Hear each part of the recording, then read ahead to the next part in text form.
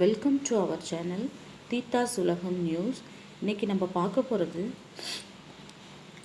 10th ஸ்டாண்டர்டில் இந்திய அரசியலமைப்பு என்ற லெசனில் நேற்று பார்ட் 1 பார்த்தோம். இன்றைக்கி பார்ட் 2ல் அடிப்படை உரிமைகளை பற்றி ஃபுல் டீட்டெயில் பார்ப்போம். அடிப்படை உரிமைகளில் மொத்தம் 6 இருக்குது. அதில் ஃபஸ்ட்டு சமத்துவ உரிமை. இந்த சமத்துவ உரிமையை பற்றி தான் நம்ம இப்போ பார்க்க போகிறோம். பிரிவு 14, இதில் எத்தனை பிரிவுகள் இருக்குன்னா 14, 15, 16, 17, 18. ஃபஸ்ட் பிரிவு 14 சட்டத்தின் முன் அனைவரும் சமம். பிரிவு 15 மதம், இனம், சாதி, பாலினம் மற்றும் பிறப்பிடம் இவற்றின் அடிப்படையில் பாகுபடுத்துவதை தடை செய்தல். அடுத்தது பிரிவு 16 பொது வேலைவாய்ப்புகளில் சமவாய்ப்பளித்தல். பிரிவு 17 தீண்டாமையை ஒழித்தல். இது ரொம்ப முக்கியமானது. பிரிவு 17 தீண்டாமையை ஒழித்தல். பிரிவு 18 இராணுவம் மற்றும் கல்விசார் பட்டங்களை தவிர மற்ற பட்டங்களை நீக்குதல். ஃபஸ்ட்டு பார்ப்போம். 14 சட்டத்தின் முன் அனைவரும் சமம். 15 மதம், இனம், சாதி, பாலினம் மற்றும் பிறப்பிடம் இவற்றின் அடிப்படையில் பாகுபடுத்துவதை தடை செய்தல். பிரிவு 16 பொது வேலைவாய்ப்புகளில் சமவாய்ப்பளித்தல். பிரிவு 17 தீண்டாமையை ஒழித்தல். இது ரொம்ப முக்கியம், இது அடிக்கடி கேட்டுட்ருப்பாங்க. பிரிவு 18 இராணுவம் மற்றும் கல்விசார் பட்டங்களை தவிர மற்ற பட்டங்களை நீக்குதல். சட்டத்தின் முன் அனைவரும் சமமாக இருக்கணும். 14. 15 மதம், இனம், சாதி, பாலினம், பிறப்பிடம் என்று எந்த பாகுபடுத்துவதை தடை செய்கிறது. பொது வேலைவாய்ப்புகளில் சமவாய்ப்பளித்தது. தீண்டாமையை ஒழிக்கிறது. இராணுவம் மற்றும் இராணுவமும் கல்விசார் டாக்டர் பட்டம்லாம் கொடுக்குறாங்க இல்லையா, அதை தவிர மற்ற பட்டங்களை நீக்குதல். இதெல்லாம் தான் சமத்துவ உரிமை. அடுத்தது சுதந்திர உரிமை. அடுத்தது நம்ம பார்க்க போகிறது சுதந்திர உரிமை. சுதந்திர உரிமையில் பிரிவு 10 இங்கே 18 முடிஞ்சது இல்லையா. அடுத்தது நம்ம பிரிவு 19 ஸ்டார்ட் பண்ணுவாங்க. சுதந்திர உரிமை பேச்சுரிமை. பிரிவு 19 பேச்சுரிமை, கருத்து தெரிவிக்கும் உரிமை, அமைதியான முறையில் கூட்டம் கூடுவதற்கு உரிமை, சங்கங்கள் அமைப்புகள் தொடங்க உரிமை, இந்திய நாட்டிற்குள் விரும்பிய இடத்தில் வசிக்கும் மற்றும் தொழில் செய்யும் உரிமை. பேச்சுரிமை இருக்கும். கருத்து யார் வேணாலும் எந்த கருத்தை வேணாலும் தெரிவிக்கிற உரிமை இருக்கும். அமைதியான முறையில் ஒரு மீட்டிங் போட்டுக்கலாம், சங்கங்கள் அமைக்கலாம், அமைப்புகள் தொடங்கிக்கலாம். இந்திய நாட்டிற்குள்ள விரும்பிய இடத்தில் வசிக்கும் உரிமை மற்றும் தொழில் செய்யும் உரிமை. இதெல்லாம் தான் பிரிவு 19 இருக்குது. அடுத்தது பிரிவு 20 குற்றம் சாட்டப்பட்ட நபர்களுக்கான உரிமை மற்றும் தண்டனையிலிருந்து பாதுகாப்பு பெறும் உரிமை. பிரிவு 20 குற்றம் சாட்டப்பட்ட நபர்களுக்கான உரிமை, தண்டனையிலிருந்து பாதுகாப்பு பெறும் உரிமை. அடுத்தது பிரிவு 21 வாழ்க்கை மற்றும் தனிப்பட்ட சுதந்திரத்திற்கு பாதுகாப்பு பெறும் உரிமை. 21 தான் தனிப்பட்ட சுதந்திரத்திற்கு பாதுகாப்பு பெறும் உரிமை. 21A தொடக்க கல்வி பெறும் உரிமை. இதுவும் ரொம்ப இம்பார்ட்டன்ட். 21A தொடக்க கல்வி பெறும் உரிமை. பிரிவு சுதந்திர உரிமையில் பிரிவு 21A தான் தொடக்க கல்வி பெறும் உரிமை. அடுத்தது பிரிவு 22 சில வழக்குகளில் கைது செய்து தடுப்பு காவலில் வைப்பதற்கான பாதுகாப்பு உரிமை. சில வழக்குகளில் கைது செய்து தடுப்பு காவலில் வைப்பதற்கான பாதுகாப்பு உரிமை. இதுதான் சுதந்திர உரிமை. அடுத்தது நம்ம பார்க்க போகிறது 3வது சுரண்டலுக்கு எதிரான உரிமை. பிரிவு 23 கட்டாய வேலை, கொத்தடிமை முறை மற்றும் மனித தன்மையற்ற வியாபாரத்தை தடுத்தல்.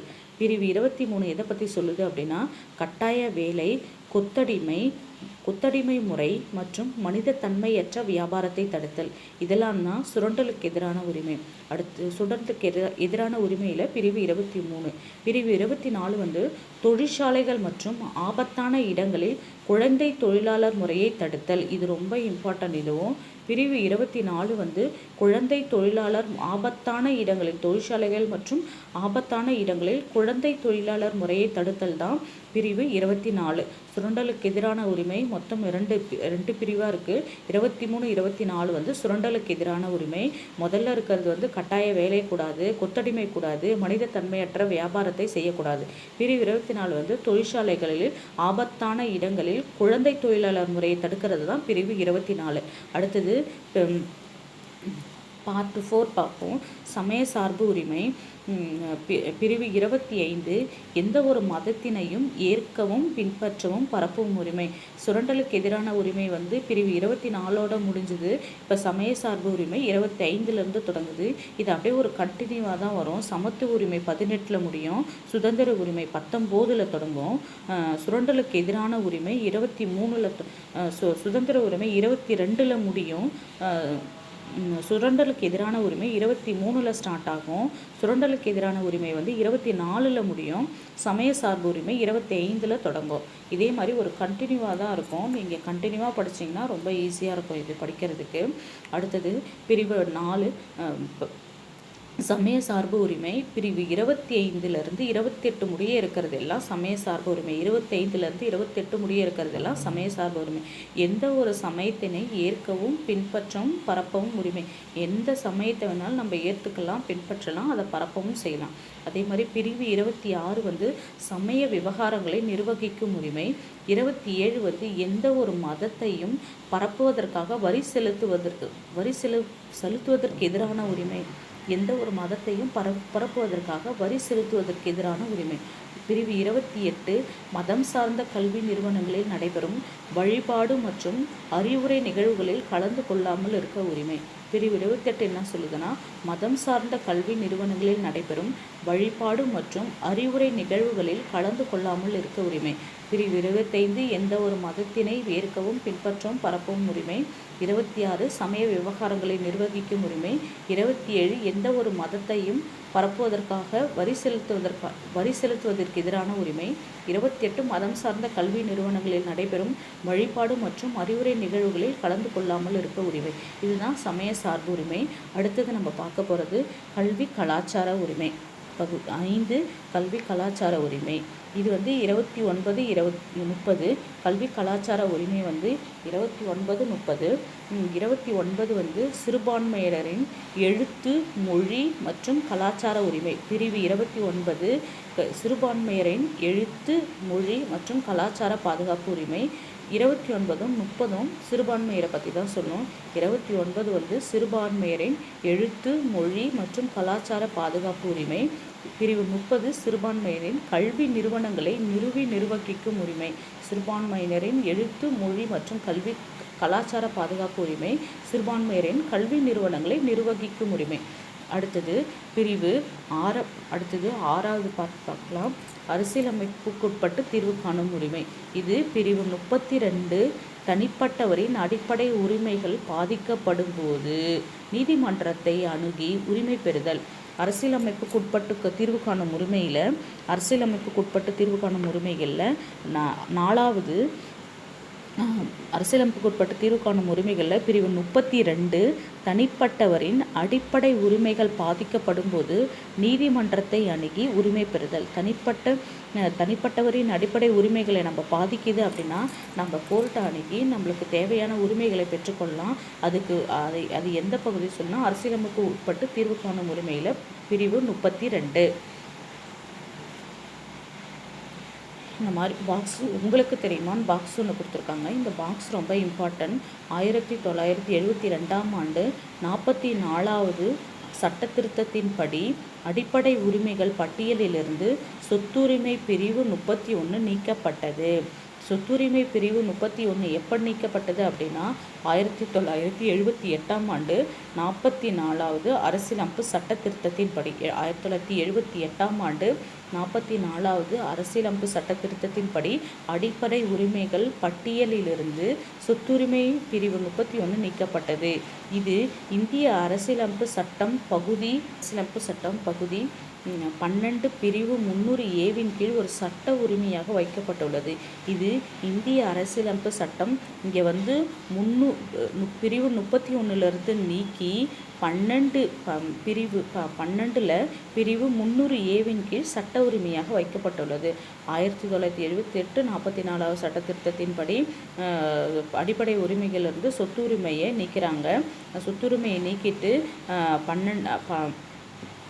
12 பிரிவு 300A பகுதி 12 300A கீழ் ஒரு சட்ட உரிமையாக வைக்கிறாங்க. சட்டம் பகுதி இந்திய அரசியலமைப்பின் சட்டம் பகுதி 12 பிரிவு 300A கீழ் ஒரு சட்ட உரிமையாக வைக்கிறாங்க. இதுவும் ரொம்ப இம்பார்ட்டன்ட், ரொம்ப தெளிவாக நம்ம படிச்சுக்கணும்.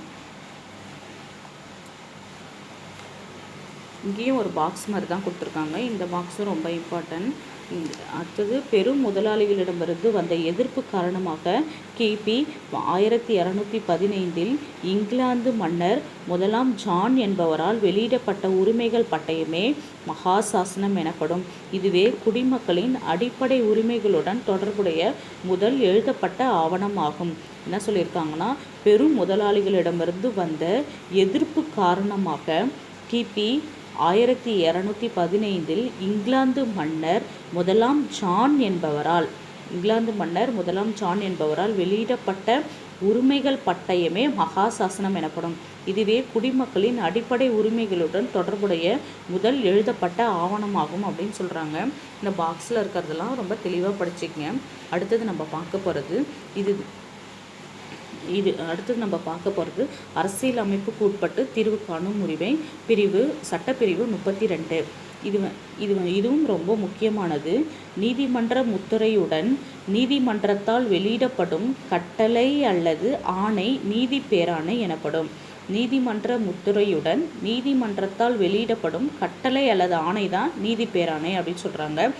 எந்த ஒரு நீதிமன்றத்தால் முத்திரையுடன் நீதிமன்றத்திலேருந்து ஒரு கட்டளை அல்லது ஆணை பிறப்பிச்சாங்கன்னா அது நீதி பேராணை அப்படின்னு சொல்கிறாங்க. இது சில சட்டங்களை நிறைவேற்றாமல் தடை செய்ய நீதிமன்றத்தால் வெளியிடப்படும் ஆணையாகும். உச்சநீதிமன்றம் மற்றும் உயர்நீதிமன்றங்கள் இரண்டுமே 5 வகையான நீதி பேராணைகளை வெளியிட அதிகாரங்கள் பெற்றுள்ளன. 5 வகையான நீதி பேராணைகள், இதுவும் ரொம்ப இம்பார்ட்டன்ட். இது ஃபஸ்ட்டு ஒன்னது ஆட்கொணர்வு நீதி பேராணை, கட்டளை உறுத்தும் நீதி பேராணை, தடை உறுத்தும் நீதி பேராணை, ஆவணம் கேட்பு நீதி பேராணை, தகுதி முறை வினவும் நீதி பேராணை. இதுதான் அந்த 5 நீதி பேராணைகள். இது போன்ற ஆணைகளை வெளியிட்டு மக்களின் உரிமைகளை காப்பதினால் உச்சநீதிமன்றம் அரசியலமைப்பின் பாதுகாவலன் என்று அழைக்கப்படுகிறது. அரசியலமைப்பின் பாதுகாவலன் என்று அழைக்கப்படுவது எது? உச்சநீதிமன்றம் என யார் சொல்கிறாங்க என்று அழைக்கப்படுகிறது என டாக்டர் B.R. அம்பேத்கரின் கூற்றுப்படி அரசியலமைப்பு சட்டப்பிரிவு 32 இந்தியா அரசியலமைப்பின் இதயம் மற்றும் ஆன்மாவாகும். அதாவது அரசியலமைப்பின் பாதுகாவலன் எதுனா உச்சநீதிமன்றம். டாக்டர் அம்பேத்கர் என்ன சொல்கிறாருன்னா, அரசியலமைப்பு சட்டப்பிரிவு 32 என்ன சொல்கிறாரு அப்படின்னா, 32 அரசியலமைப்புக்கு உட்பட்டு தீர்வு காணும் உரிமை சட்டப்பிரிவு 32 இருக்கு இல்லையா, இந்த 32 என்ன சொல்கிறாருன்னா அம்பேத்கர் அரசியலமைப்பின் இதயம் மற்றும் ஆன்மா அப்படின்னு சொல்கிறாரு. அரசியலமைப்பின் இதயம் மற்றும் ஆன்மா அப்படின்னு சொல்கிறாரு. அடுத்தது நம்ம இப்போ இந்த நீதி பேராணைகள் 5 பார்த்தோம் இல்லையா, அதில் முதல்ல இருக்கிறது ஆட்கொணர்வு நீதி பேராணை. ஆட்கொணர்வு நீதி பேராணை வந்து சட்டத்திற்கு புறம்பாக ஒருவர் கைது செய்யப்படுவதிலிருந்து இது பாதுகாக்கிறது. ஆட்கொணர்வு நீதி பேராணை வந்து சட்டத்திற்கு புறம்பாக ஒருவர் கைது செய்யப்படுவதிலிருந்து பாதுகாக்கிறது. அடுத்தது கட்டளை உறுத்தும் நீதி பேராணை வந்து மனுதாரர் சட்ட உதவியுடன் தனது மனு தொடர்பான பணியினை சம்பந்தப்பட்ட துறையிலிருந்து நிறைவேற்றிக் கொள்ள முடியும். ஒருத்தவங்க வந்து மனுதாரர் சட்ட உதவியுடன் தனது மனு தொடர்பான பணியினை சம்பந்தப்பட்ட துறையிலிருந்து நிறைவேற்றிக் கொள்ள முடியும். இதுதான் கட்டளை நீதி பேராணை. அடுத்தது தடை உறுத்தும் நீதி பேராணை. தடை உறுத்தும் நீதி பேராணை வந்து ஒரு கீழ் நீதிமன்றம் தனது சட்ட எல்லையை தாண்டி செயல்படுவதை தடுக்கிறது. ஒரு கீழ் நீதிமன்றம் தனது சட்ட எல்லையை தாண்டி செயல்படுவதை தடுக்கிறது. தடையுறுத்தும் நீதி பேராணை வந்து ஒரு கீழ் நீதிமன்றம் தனது சட்ட எல்லையை தாண்டி செயல்படுவதை தடுக்கிறது. அடுத்தது ஆவணம் கேட்பு பேராணை. உயர்நீதிமன்றம் ஆவணங்களை நியாயமான பரிசீலனைக்கு தனக்கோ அல்லது உரிய அதிகாரிக்கோ அனுப்ப செய்ய கீழ் நீதிமன்றங்களுக்கு இடும் ஆணையாகும். அதாவது ஆவணம் கேட்புனா உயர்நீதிமன்றம் வந்து ஆவணங்களை நியாயமான பரிசீலனைக்கு தனக்கோ அல்லது உரிய அதிகாரிக்கோ, இது யார் கேட்குறாங்க அப்படின்னா உயர்நீதிமன்றம் தான், உரிய அதிகாரிக்கோ அனுப்ப செய்ய கீழ் நீதிமன்றங்களுக்கு இடும் ஆணையாகும். அடுத்தது தகுதி முறை வினவும் நீதி பேராணை. தகுதி முறை வினவும் நீதி பேராணை. இப்பேராணை சட்டத்திற்கு புறம்பாக தகாத முறையில் அரசு அலுவலகத்தை கைப்பற்றுவதை தடை செய்கிறது. தகுதி முறை வினவும் நீதி பேராணை வந்து இப்பேராணை சட்டத்திற்கு புறம்பாக தகாத முறையில் அரசு அலுவலகத்தை கைப்பற்றுவதை தடை செய்கிறது. இதுதான் இந்த 5 வகையான நீதி பேராணைகள் ஆகும். அது அரசியலமைப்புக்கு உட்பட்டு தீர்வு காணும் உரிமை சட்டப்பிரிவு 32. இதில் ரொம்ப முக்கியமானது அரசியலமைப்பின் பாதுகாவலன் உச்சநீதிமன்றம் 5 வகையான நீதி பேராணைகள். அடுத்தது டாக்டர் அம்பேத்கர் இந்த சட்டப்பிரிவு 32 இதயம் மற்றும் ஆன்மா அப்படின்னு சொல்கிறாரு. அதுக்கப்புறம் இந்த நீதி பேராணையை பற்றி நம்ம தெளிவாக படிச்சுக்கணும். அடுத்தது அடிப்படை உரிமைகளை எப்பப்பெல்லாம் நிறுத்தி வைப்பாங்க அப்படின்றத சொல்கிறாங்க. இந்திய அரசியலமைப்பு சட்டப்பிரிவு 352 கீழ் குடியரசுத் தலைவரால் அவசர நிலை அறிவிக்கப்படும் பொழுது இந்திய அரசியலமைப்பு சட்டப்பிரிவு 19 கீழ் உத்தரவாதம் அளிக்கப்பட்ட சுதந்திரம் தாமாகவே நிறுத்தி வைக்கப்படுகிறது. எப்பன்னா 352 கீழ் குடியரசுத் தலைவரால் அவசர நிலை அறிவிக்கப்படும் போது இந்திய அரசியலமைப்பு சட்டப்பிரிவு 19 கீழ் உத்தரவாதம் அளிக்கப்பட்ட சுதந்திரம் தாமாகவே நிறுத்தி கொள்ளப்படுகிறது. மற்ற அடிப்படை உரிமைகளையும் குடியரசுத் தலைவர் சில குறிப்பிட்ட ஆணைகளை பிறப்பிப்பதன் மூலம் தடை செய்யலாம். குடியரசுத் தலைவரின் இந்த ஆணைகள் நாடாளுமன்றத்தால் கட்டாயம் அங்கீகரிக்கப்பட வேண்டும். ஆனால் எந்த சூழ்நிலையிலும் குடியரசுத் தலைவரால் இந்த அரசியலமைப்பு சட்டப்பிரிவு 20 மற்றும் 21 கீழ் வழங்கப்பட்ட உரிமைகள், குற்றங்கள் மற்றும் தண்டனைகளிலிருந்து பாதுகாப்பு, வாழ்க்கை மற்றும் தனிப்பட்ட நபர் சுதந்திரம் பாதுகாப்பு தடை செய்ய முடியாது. பிரிவு 20 என்ன சொல்லுது? சுதந்திர உரிமையில பிரிவு என்ன சொல்லுது? குற்றம் சாட்டப்பட்ட நபர்களுக்கான உரிமை மற்றும் தண்டனைகளிலிருந்து பாதுகாப்பு பெரும் உரிமைன்னு சொல்லுது இல்லையா? அது ஒன்றும். அடுத்தது 21 என்ன சொல்லுது? வாழ்க்கை மற்றும் தனிப்பட்ட சுதந்திரத்துக்கு பாதுகாப்பு பெரும் உரிமை. இந்த 2 உரிமையை மட்டும் தடை செய்ய முடியாது. மீதி உரிமைகளை 352 குடியரசுத் தலைவரின் அவசர நிலை அறிவிக்கப்படும் பொழுது சட்டப்பிரிவு 19 கீழ் மீதி எல்லா உரிமைகளையும் அவர் நிறுத்தி வைக்கலாம். ஆனால் இந்த 20-21 மட்டும் நிறுத்தி வைக்க முடியாது. இதுதான் அடிப்படை உரிமைகளை எந்த நேரத்தில் நிறுத்தி வைக்கிறாங்கன்றது இதுதான். அடுத்தது அரசு நெறிவுறுத்தும் கோட்பாடுகள். அரசு நெறிவுறுத்தும் கோட்பாடுகள் இந்திய அரசியலமைப்பு சட்டப்பகுதி பகுதி 4 சட்டப்பிரிவு 36 51 வரை. இந்த அரசு நெறிவுறுத்தும் கோட்பாடுகள் பகுதி எதுனா 4, சட்டப்பிரிவு எதுனா 36 51 வரை தரப்பட்டுள்ளது. அரசியலமைப்பு சட்டம் வழிகாட்டும் நெறிமுறைகளுக்காக தனியாக வகைப்பாட்டினையும் கொண்டிருக்கவில்லை. இருப்பினும் பொருளடக்க மற்றும் வழிகாட்டுதல் அடிப்படையில் அவை 3 பெரும் பிரிவுகளாக பிரிக்கப்பட்டுள்ளன. அவை சமதர்மம், காந்திய மற்றும் தாராள அறிவு சார்ந்தவை. அதாவது சமதர்ம, காந்திய மற்றும் தாராள அறிவு சார்ந்தவை என்று பிரிக்கப்பட்டுள்ளன. இந்த கொள்கைகளை நீதிமன்றத்தால் வலுக்கட்டாயமாக செயற்படுத்த முடியாது. ஆனால் இவை ஒரு நாட்டினை நிர்வகிக்க அவசியமானவை.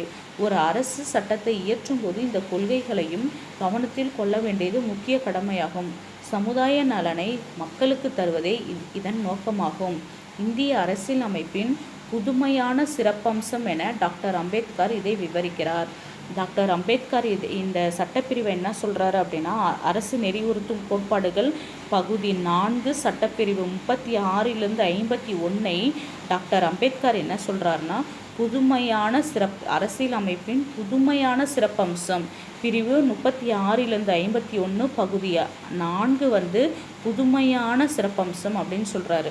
அரசியலமைப்புக்கு உட்பட்டு தீர்வு காணும் உரிமை பிரிவு 32 என்ன சொல்கிறாரு? இந்திய அரசியலமைப்பின் இதயம் மற்றும் ஆன்மா அப்படின்னு சொல்கிறாரு. இந்த பகுதி 4 36 51 என்ன சொல்கிறாரு? புதுமையான சிறப்பம்சம் சொல்கிறாரு. யார் சொல்கிறது? டாக்டர் அம்பேத்கர். இந்த வீடியோ உங்களுக்கு பிடிச்சிருந்ததுன்னா உங்கள் ஃப்ரெண்ட்ஸுக்கு ஷேர் பண்ணுங்கள். மறக்காமல் கமெண்ட் பண்ணுங்கள். நம்ம சேனலை சப்ஸ்கிரைப் பண்ணுங்கள். பக்கத்தில் இருக்க பெல் ஐக்கானையும் ப்ரெஸ் பண்ணுங்கள். அப்போ தான் நான் போடுற வீடியோ உடனுக்குடனே உங்களுக்கு வரும். இந்த லெசனோடைய கண்டினியூ பார்ட் 3 வரும். தேங்க்யூ.